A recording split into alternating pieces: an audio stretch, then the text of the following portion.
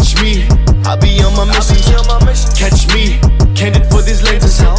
Catch me, one day whipping in these Benzes. Catch me, catch me, catch me. Catch me, like we playing on. Roll one, and you gon' sing along. Hey, sip some, and you gon' get your dance on. Catch me, catch me, catch me, drowning in ambition now. What's up, beautiful people out there? It's your boy Crazy Kinda out here, coming to you live with another episode of Couch Creatives. I'm not alone, as always. I have another special guest on the couch, also known by Doc.Deazy, but his real name is Ishmael. Ndizeye. Nah, I actually did it on purpose, man. I'm joking. I'm sorry if I botched your surname like that, bro. It's always been jokes, bro. Now, how do you pronounce it actually? Like, it's actually pronounced Ndizeye. Ndizeye. Yeah, done. Yeah. Love it. It's such a cool, a unique surname, bro. Like, you think about it, it's very... always a problem with it. Even in high school, like the teachers must be... all of them pronounce it differently. It's always been like that. Do they like just say, can you change your surname for something else? Let me just call it Doc.Deazy. It's much easier to pronounce. It rolls on the tongue. Yeah, Doc.Deazy didn't exist that time. Okay. Yeah. So Doc.Deazy, bro, for those who's watching right now, who are you, bro, and what brought you here? Okay, so my name is Ishmael Ndizeye. I can call myself an entrepreneur, also like a sort of a business coach, mentor, and I'm actually an electrical engineering student, so that's what I'm currently studying. Wow. Ishmael, welcome to the show. I really appreciate taking the time here. I'm excited to know more about your journey and your background. Yo, that's so dope. You're doing both, entrepreneur and electrical engineer. How does you find the time to manage the two? It's not that easy, eh? It's not easy at all, but you know, when you have a passion for something, it doesn't really feel like it's hard, man. So you end up making the right time for it, and then when you're in that moment of spending time doing the thing that you like, you don't really feel like it's hard, man. Yeah. So with school also, like in terms of the electrical, I actually went into it not because my parents forced me into it, but because I actually had like a passion for it back then, because I was creative. I used to like break things, dismantle, put them together. Yeah. So yeah, but then at some point I tried to get into more things, man. What more can I do, you know? So when did you realize that you were like fashionable during your time in your studies or before? I can say that it happened during university because I was exposed to different types of people, man, that I wasn't exposed to back then. Okay. So now you're doing both electrical engineer and your brand with your Doc.Deazy. How does how do you find that balance? Because at the end of the day, you're gonna have to make some few sacrifices, you know. It's sort of all balanced out, man, because you know, the brand is like the passion. I see it as a business, and then electrical engineering, that can also, how can I say, become a business as well, like if I get the right spaces, the right people. But the balance comes when, you know, if you're in a certain field, it's good to be in that field and focus, but it's also good to be in other fields because you can mix the two, and the things that's good on this side and mix it on this side. It's always good to mix your connections, man. Do you find that connection between the two, or are you still figuring that out? Yeah, so that's the process I'm still going through. Yeah, but I realize that at the end of the day, people like to support each other regardless of what you're doing, man. So the more things you're involved in, the higher the chance of you accumulating more networks, I can say. Yeah. So because if you think about it, once you're done with your studies, what's going to happen with your brand and what's going to happen with your degree? Are you going to work for someone, or are you just going to be like, you know what, I'm going to be self-employed, I'm going to use what I've learned in the degree that I obtained to apply to my brand and entrepreneurial business?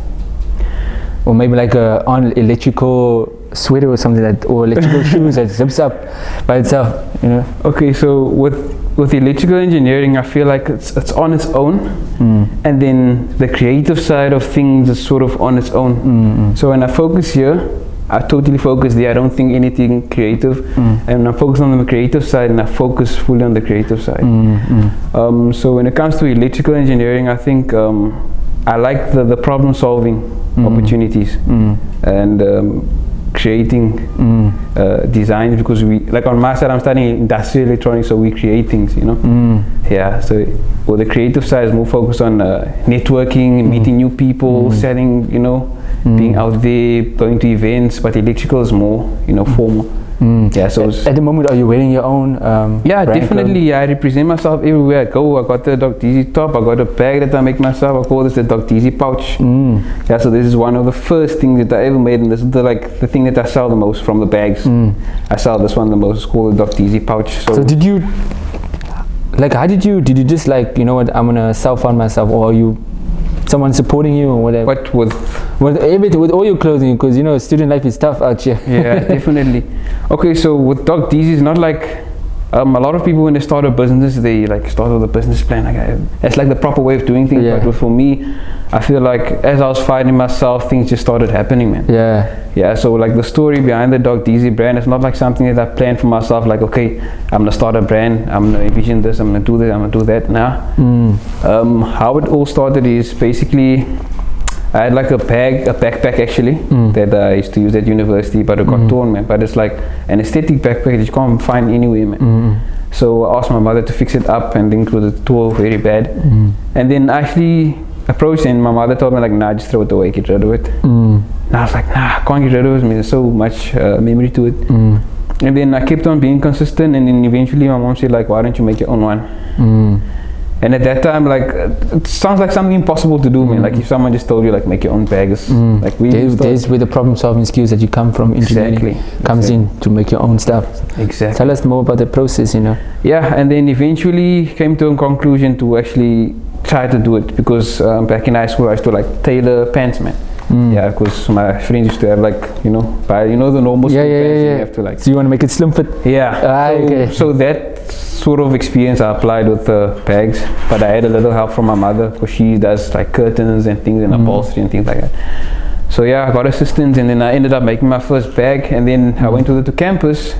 And then one of my friends was like, yo bro, it's a dope bag, where you buy it? So I told him, nah bro, I made it myself. He was like, nah, he couldn't believe it. And so we ended up making a bet, say like, okay, I make a bet, if you can make another one, I'll pay you $250. So I was like, okay, let's do it.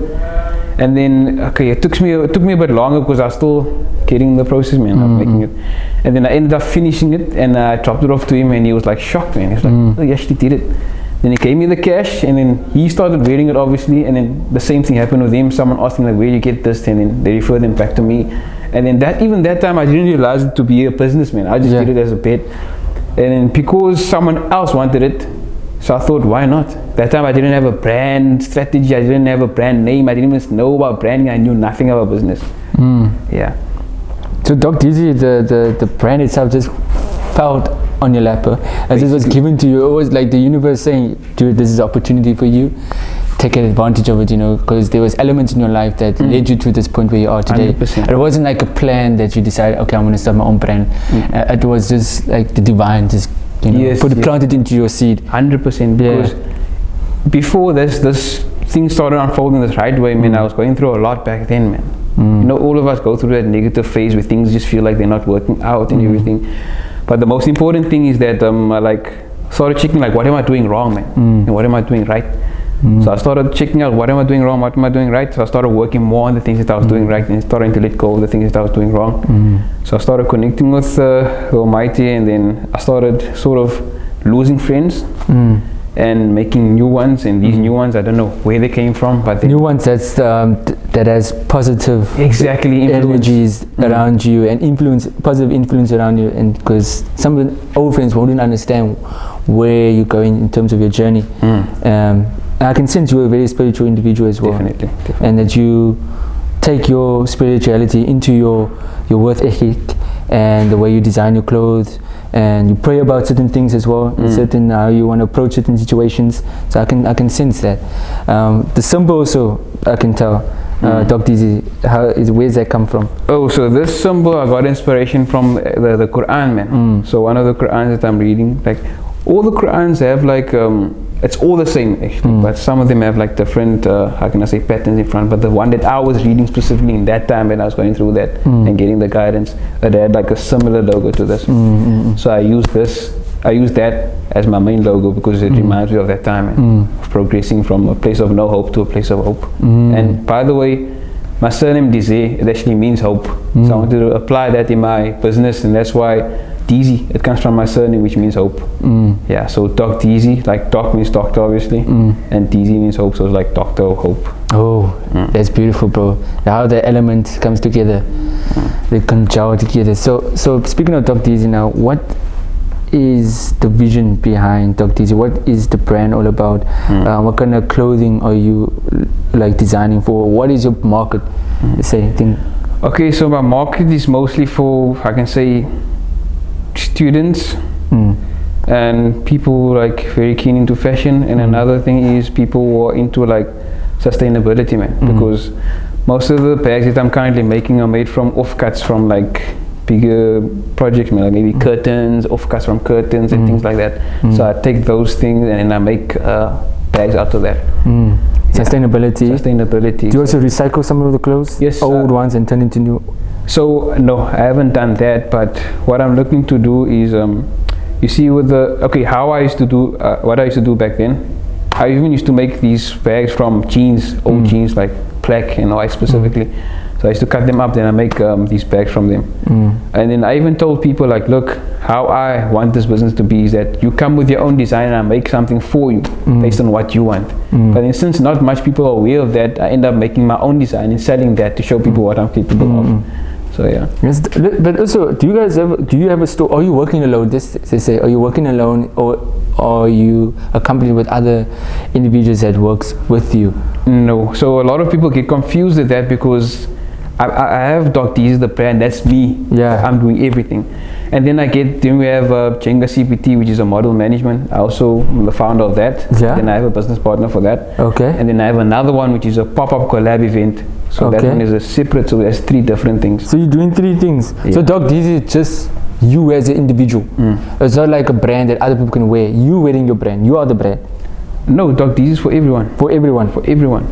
And this other one, the Jenga model management is like any other model management, but we focus more on advertising local brands. So actually, they say, for example, Crazy Kind, you need models to advertise your things, and you approach us and we give you models at a certain rate. We can even supply you with photographers or videographers if you want to shoot a short fashion film or whatever. We do that. And the other one is the third one. And the third one is pop-up collab event. That's whereby, because it's all linked, man. Yeah. Because I like thought of a way of creating value for more people, man. Yeah. So pop-up collab is a market whereby different brands, like the brands we actually shoot for, they're present, selling their things in one space, and we all bring our networks or connections in that space, and we're all supporting each other.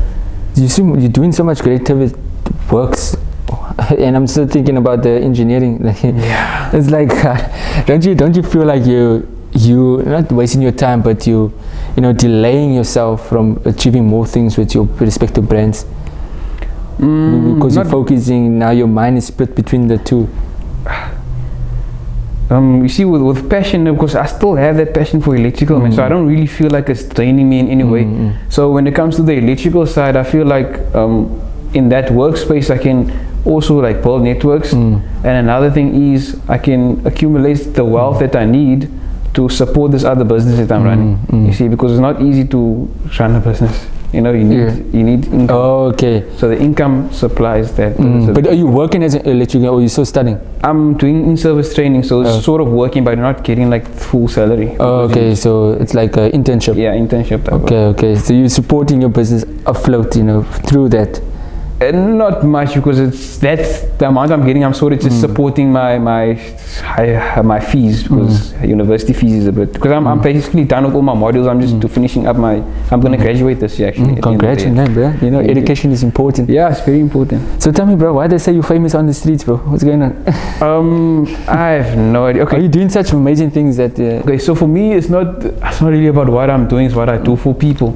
So I'm someone who always shares opportunities. Like whenever there's an opportunity and I feel like, okay, I'm not the best person for this, I'll share it for the next person. Or if someone wants to do something, I'll always like make them feel like it's 100% possible, man. Like a lot of people have fear in their hearts to start something, and that's what always keeps them back, and then they end up not doing anything. So you provide some mentorship and guidance to these individuals.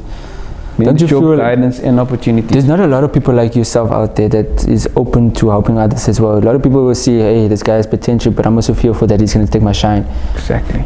And you like steps away from that. You're like, you know what, it's in God's hands. Exactly.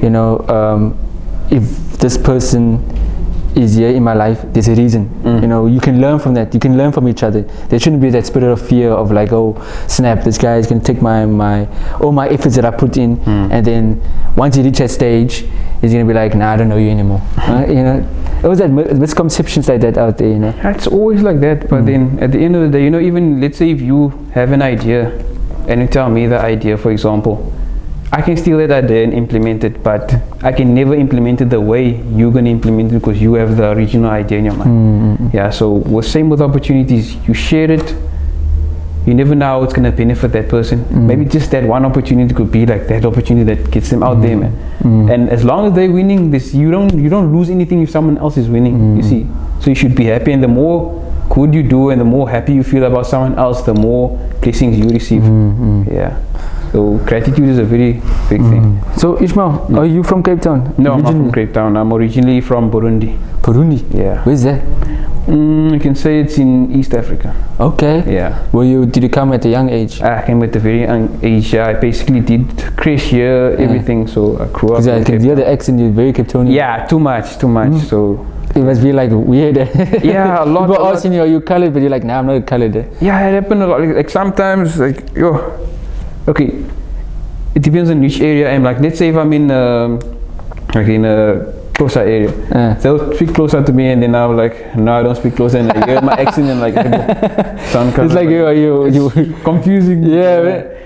But I mean, at least I can speak my own language, which is Swahili. It's Swahili. So, yeah, so I keep that rooted. Yeah. But you had to speak learn Afrikaans in high school. Yeah. So yeah, I had Was to that learn a challenge Afrikaans since primary school already. So I was in a space whereby there were people who spoke Afrikaans, so I had to learn the order. Okay.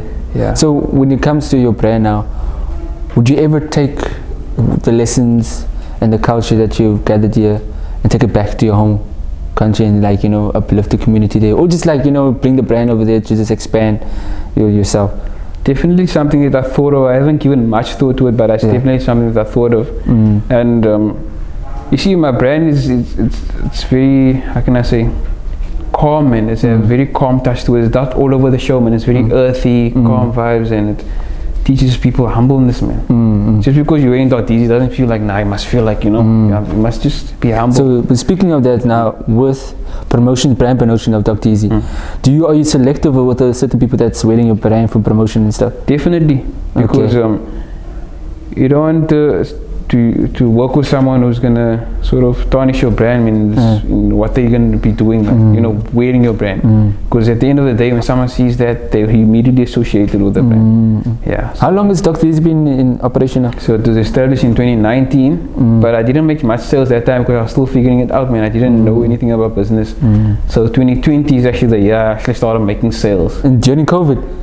Yeah. Strange, eh? I made more sales there than in 2019. What was it? What was the trick that made it more selling more? Because the COVID people were saving than spending. Yeah, I think it's because 2019 I spent most of my time marketing, so I didn't need to make sales, but I was pushing the market. I was making videos, working with a lot of creators, all that. It played a role, man. And besides that, working with different people want to support you, man. And how can someone support you? They can't just give you money. At least I have a product to offer, so they can, exchange that. So during that period of time, you're also pushing, designing, creating as well. Do you physically make these clothes yourself, or is there someone else that's making it for you? Okay, so for the clothing, I don't make the clothing because I feel like it's sort of going to be wasting time, because like my niche is bags, man. So I focus on bags. So if someone want to come for bags, they come to me.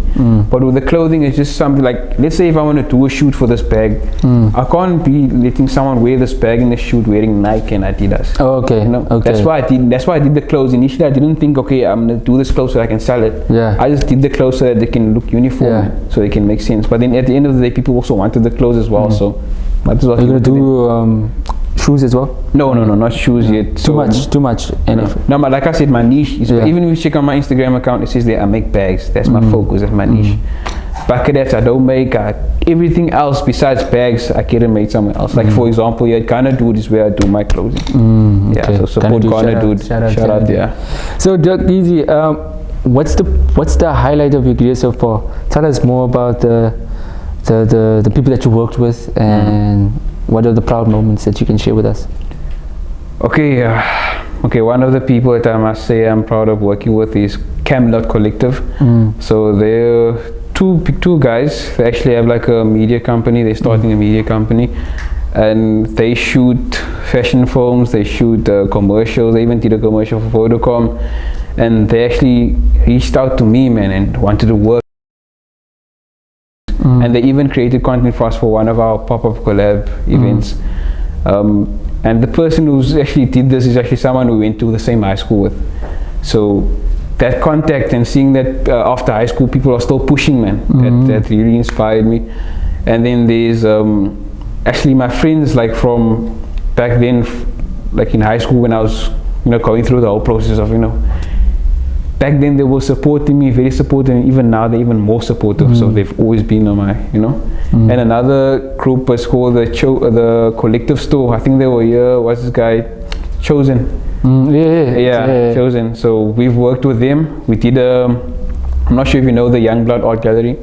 Yeah, it's in town. So yeah, we actually did a runway there with a collaboration with the Collective Store and Doc.Deazy. So they were wearing the Collective Store clothing, and they were wearing Doc.Deazy bags, like 10 models. Dope. Do you know what's crazy? You know, when are all the fashion designers, the creative designers in Cape Town will come together to like a showcase? You know, that'd be so cool for young designers to come together and just share ideas and network like that. Ever thought of something like that? Definitely, I thought about it, but the thing is, some people, okay, there's a lot of good people out there, I don't want to deny that, but there's some people that have some sort of arrogance, man. They feel like you too low to approach me, to talk to me, man. You see, so that's why it's tough sometimes to approach someone who's doing better. That's why we usually work with people who are more humble, man. Someone who can reach out and they're like, definitely I'm gonna be there. So that's what I usually go for, man. I work with people who are like, they're humble. If you're gonna approach them, they're gonna give a proper response. So that's the type of people. So all the people you see me working with, you know, their energy is good. Yeah. So what's the 5-year plan, bro, with the brand? What's gonna happen next? What can we expect for Doc.Deazy? Okay, so for Doc.Deazy, definitely gonna make crazy bags. I'm looking to have a store in Waterfront. Definitely that must happen. In 5 years. Why Waterfront? Huh? Why Waterfront? It's so bougie. Is that the reason why? Because it's like the aesthetic of the brand, man. Like it's more calm, earthy, like I said, spacious. Yeah. Maybe grass. I mean, do you ever see it in the watershed before? Yeah. That kind of vibe. Okay. You see? You want to put it there in the pop-up market there? Yeah, that kind of vibe. Okay. That's besides, if I had my own store, it's gonna be like a bit bigger than that, but that's where I want to start off, man. And plus the reason why that place is very diverse is tourists coming there, and there's local people also coming there. So that's the 5-year plan. Exactly. You were so talking more